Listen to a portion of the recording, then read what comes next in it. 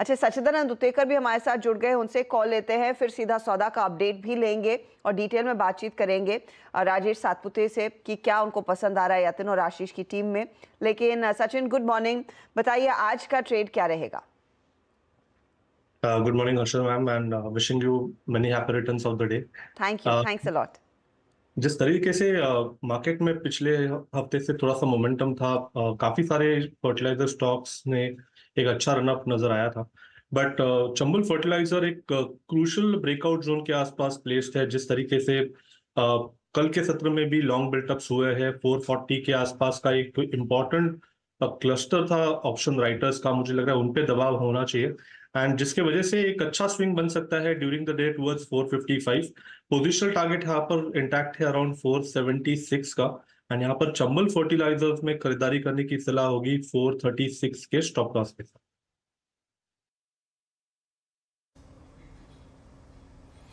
Okay, Chambal fertilisers करीब 450 पे कल का स्टार परफॉर्मर आपकी स्क्रीन पे है ये।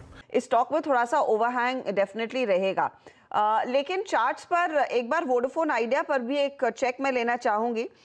बताइएगा आप सचिदानंद, क्योंकि ये एस्टिमेट है जेपी मॉर्गन का कि अगर वोडाफोन पीएलसी कुछ पैसा इन्फ्यूज करता है वोडाफोन आइडिया में, इस ब्लॉक में से जो भी पैसा इनके हाथ आता है, तो शायद 15 रुपए प्रति शेयर पर एक डिविडेंड भी आ सकता है, पॉसिबिलिटी है। चार्ट्स पर कैसा दिख रहा है ये काउंटर?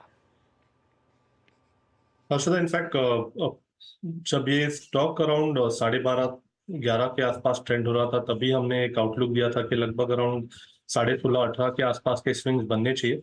एंड अभी भी जिस तरीके से ये स्ट्रक्चर इम्प्रूव हो रहा है, तो मुझे लग रहा है यहाँ पर 22 के आसपास एक स्विंग बनाने की पोटेंशियल नजर आ रही है। तो अभी भी यहाँ पर अगर डिक्लाइन आते हैं तो I think overall trend structure के लिए हेल्दी होने चाहिए।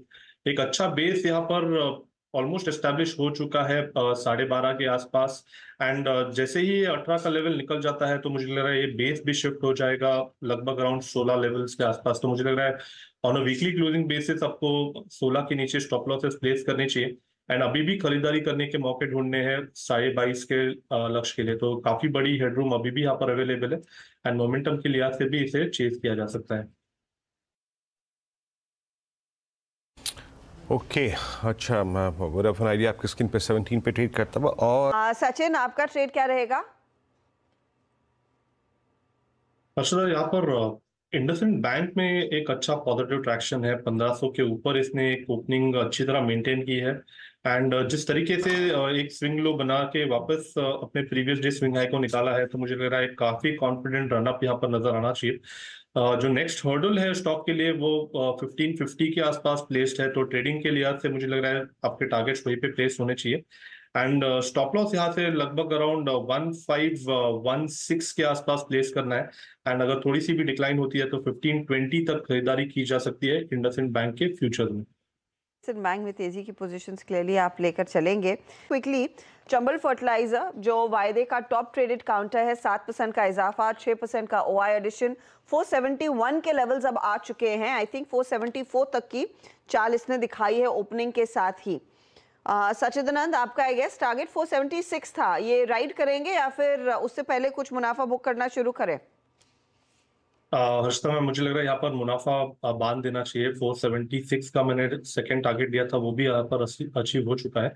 तो इमीडिएट बेसिस पे रिवॉर्ड टू रिस्क हेल्दी नहीं होगा मोमेंटम चेज करने के लिए, तो यहाँ पर मुनाफा वसूल करना, बुक करना काफी इंपॉर्टेंट होगा।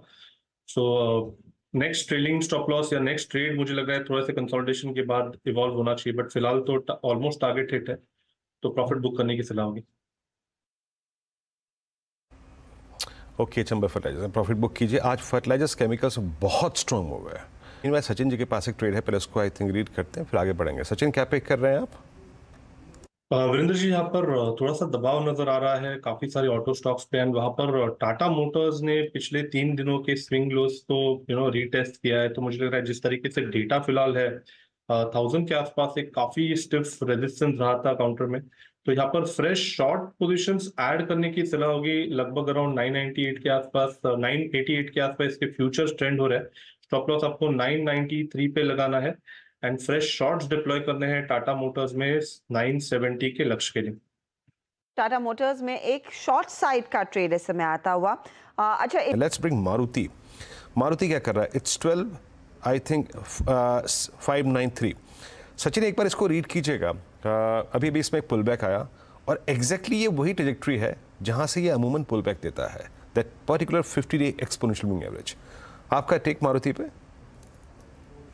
वीरेंद्र जी, थोड़ा सा मुझे लग रहा है एक क्लस्टर ऑफ रेजिस्टेंस है लगभग अराउंड 12,800 के आसपास का, एंड वो पर्टिकुलर रेजिस्टेंस इसने पिछले 3 हफ्तों से मेंटेन किया हुआ है।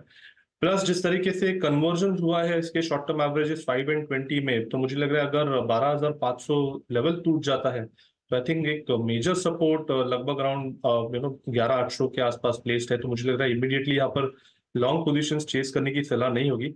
ऑन द कॉन्ट्ररी, इनफैक्ट 12,730 के स्टॉप लॉस के साथ थोड़े से फ्रेश शॉर्ट्स भी डिप्लॉय किए जा सकते हैं ट्रेडिंग मोमेंटम के लिहाज से 12,000 के टारगेट के लिए। ओके, तो यहाँ पे वीकनेस एक्सपेक्ट कर रहे हैं, दैट मीन्स आपको उस ब्रेकडाउन के चांसेस ज़्यादा लग रहे हैं rather than I think pull back है। सचिदानंद, बताइए आपका F&O सुपरस्टार। हर्षदा, मुझे लग रहा है यहाँ पर थोड़ा सा ध्यान अभी फार्मा स्टॉक्स पे देना चाहिए, एंड वहां पर हमने हमारे क्लाइंट्स को भी ये रिकमेंडेशन दी है।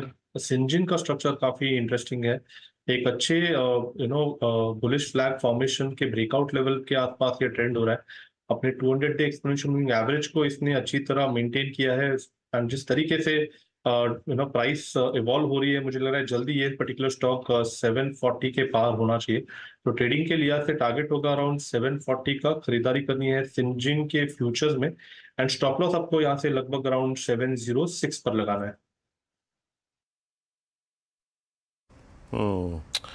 सचिन जी का ट्रेड आपकी स्क्रीन पे सिंजिन को पिक किया है। फार्मा में भी अच्छी खासी स्ट्रेंथ है आज। मेरी स्क्रीन पे स्टॉक आ रहा है, दैट्स टोरेंट फार्मा।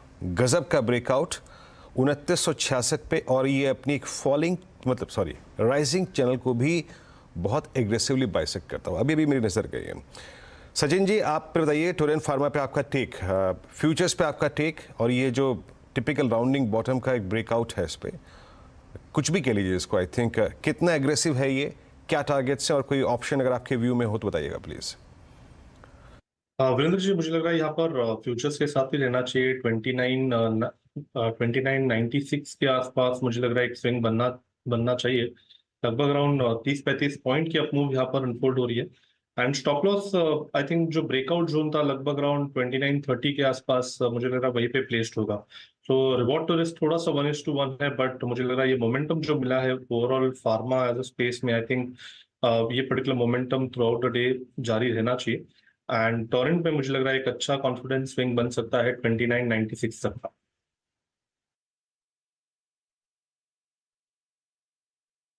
इसके अलावा कुछ और ट्रेड भी आप स्पॉट कर रहे हैं? जी हर्षदा, इनफैक्ट मुझे लग रहा है यहाँ पर सन फार्मा में भी जिस तरीके से कंसोलिडेशन हुआ है, आई थिंक किसी ने इसे हाईलाइट भी किया था। आई थिंक राइट टाइम है जहां पर इसमें मोमेंटम प्ले एक्टिवेट होगा। 1528 के आसपास इसके फ्यूचर्स फिलहाल ट्रेंड हो रहे हैं। स्टॉप लॉस आपको लगभग अराउंड 1523 के आसपास प्लेस करना है, एंड फ्रेश एडिशंस करने हैं सन फार्मा के फ्यूचर्स में। जैसे ही ये particular level on the higher side 1532 निकल जाता है, तो मुझे लग रहा है लगभग ये रैली 1560 तक एक्सटेंड होनी चाहिए। तो खरीदारी करनी है सन फार्मा के फ्यूचर्स में 1560 के टारगेट के लिए। चले, तो ये सन फार्मा में एक अपॉर्चुनिटी क्लियरली बनती हुई दिखाई दे रही है। अच्छा, and thanks to HDFC bank. HDFC bank रखिएगा डाटा सब स्क्रीन पे जरा प्लीज, एक बार कॉम्बो में रखिएगा। निफ्टी बैंक एक तरफ और एक तरफ HDFC bank. HDFC bank at 1624, इसका कंट्रीब्यूशन आज इसको वहीं ले आया जहां से ये 18 जनवरी को कोलैप्स हुआ था। FIs की लौटती बाइंग, कैश कमिटमेंट एक बार फिर से उनकी तरफ से आना, और HDFC बैंक का रिएक्शन देना, और लीजिए जो डिफरेंशियल था वो खत्म हो गया। सचिन, आपका टेक अब HDFC बैंक की ट्रैजेक्टरी क्या है? मतलब अब ये कहाँ की तरफ बढ़ रहा है? 1624 इस मंथ के 1600 के कॉल राइटर को इसने ट्रैप कर दिया, और उसके अकॉर्डिंगली अब निफ्टी बैंक पे आपका प्रोजेक्शन क्या है?